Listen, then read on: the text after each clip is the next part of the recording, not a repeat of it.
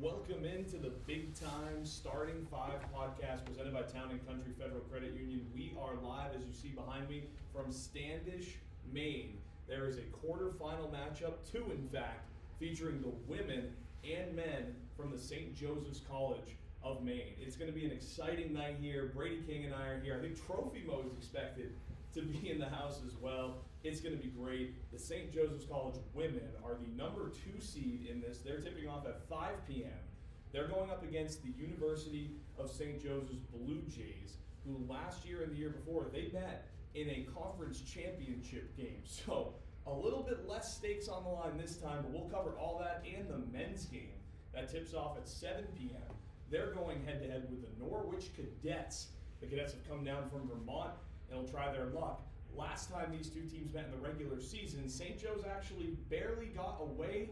They ended up winning in overtime, so it should be an interesting night here tonight with 2 games being played. But let's take a look around what's happening in Maine tonight, because outside of here, we wish that we could be everywhere in the state. But unfortunately tonight we can't be. And of course tonight there is a couple games that are taking place in Gorham.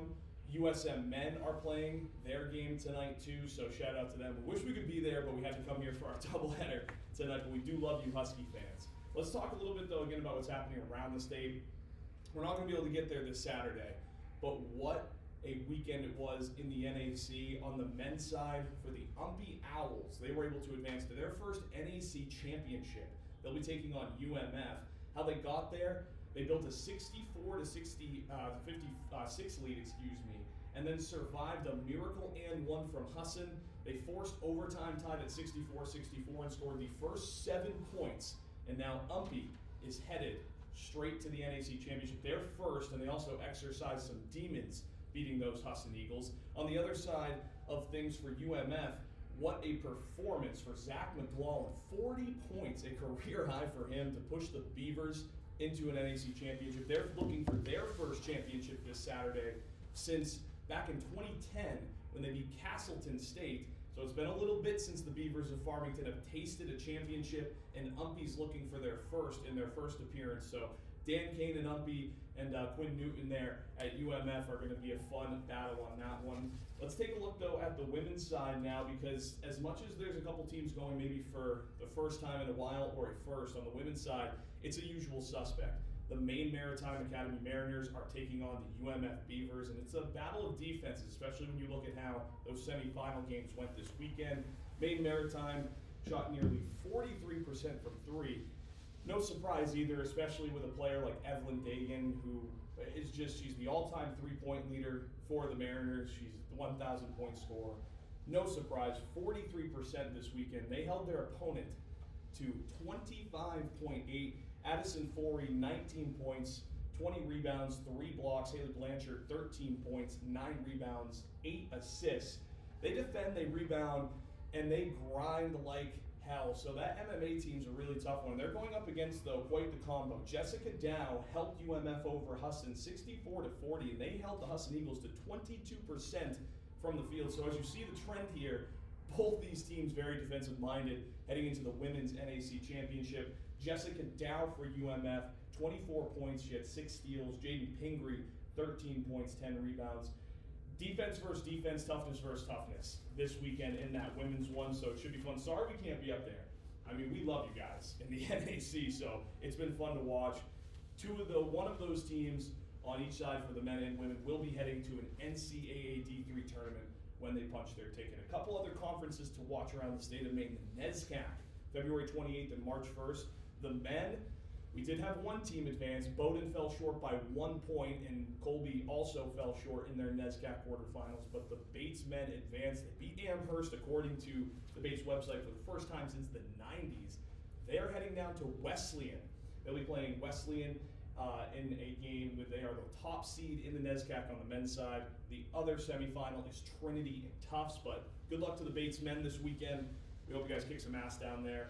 It's tough in the NESCAC, but if anybody can do it, it's a team with Barbara Kapui, Ray Coyne, Peter Sy-Hodges, and Sean O'Leary. They're a very, very tough group, so we look forward to watching if Bates can get it done down at Wesleyan. On the women's side, no surprise. Megan Phelps and the Bowdoin Polar Bears have set the standard in the NESCAC the last 3 years. They are the number 1 seed. They host Williams College. Amherst is also coming up. They're playing Bates. So we could be on the verge of some history here this Sunday. I know it's not the first time these two teams could meet for a NESCAC championship, but the fact we could have a Bates-Bowdoin NESCAC final on Sunday is very exciting on March 1st, because that one's going to be played in Brunswick if it takes place. Both teams, they'll have to take care of business against their respective NESCAC sides. In the LEC, we mentioned it, the USM men, the number 4 seed, they host Eastern Connecticut tonight, 7 p.m. start. Watch for Thomas Whalen in that one, averaging 21 points, one of the better players in the LEC. Also on the women's side, they play on Friday. They host the semifinal, 6 p.m. They're the number 1 seed, 23-2 ranked, number 25, the Sun Bulls in Division III, so really fun to watch. CNE as well. Before I get to the CNE, I should mention here in my notes, shout out to the USM men. They were picked 7th in the preseason poll, so to see them be able to be up here and grab a 4 seed, at least overachieve in the eyes of some in the Little East Conference. Congrats to them. Mikey Coppersmith doing a really, really good job. One of the youngest coaches in college basketball. Over to the CNE though, Conference of New England. UNE does have 2 teams playing. That will be the men. They're the 6th seed. They're heading to Suffolk today. The UNE women are heading to Hartford. They're both playing tonight, so good luck as well to the Nor'easters as they head down to CNE play. But let's get to the action tonight, because tonight it's all about the St. Joseph's Monks here on the Big Time Starting 5. You can follow all of us at Big Time Starting 5 on Instagram. Shout out to Brady King and Trophy. They're going to have content all night. Our Twitter as well will be following all of this, live updates, as well as the GNAC quarterfinals are right here in Standish tonight. Again, shout out to Corey and everybody here at St. Joe's for having us up. It's been really fun. We've already kind of been hanging out.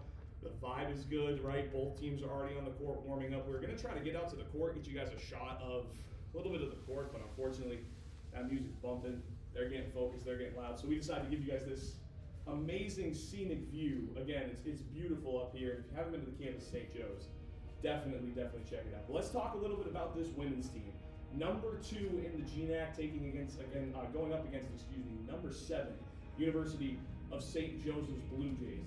Here's where it gets spicy. If you missed this opener, it's going to be awesome. These 2 teams played each other both the last 2 GNAC conference finals. In 2024, it was the St. Joseph's women who won. In 2025, it was the Blue Jays. The rubber match isn't in a championship game tonight, it's in a quarterfinal. One of the last 2 title game again participants is going home tonight. 2 teams that have been the pinnacle of the GNAC for the last 2 years on the women's side. One will not be moving forward. It's a fun rivalry that's developed over the last 2 years. We're excited to see it.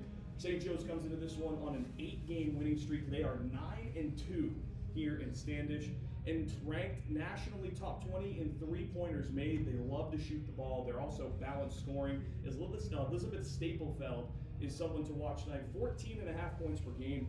Logan Brown as well. She has 79 3-pointers to her name. Top 5 nationally in Division III. Madison LaBelle, 11 rebounds per game. Watch her hit the boards hard for the St. Joe's women tonight. And we'll see if they can advance. Again, the last time these 2 teams played was on February 21st. A 76-54 win for St. Joe's. Close at halftime, but the Monks blew it open. I think we got to throw the regular season stuff out the window, though, tonight. You got to come ready to play in the playoffs. We'll see if the Monks are ready. I think us here at Big Time Maine believe they are.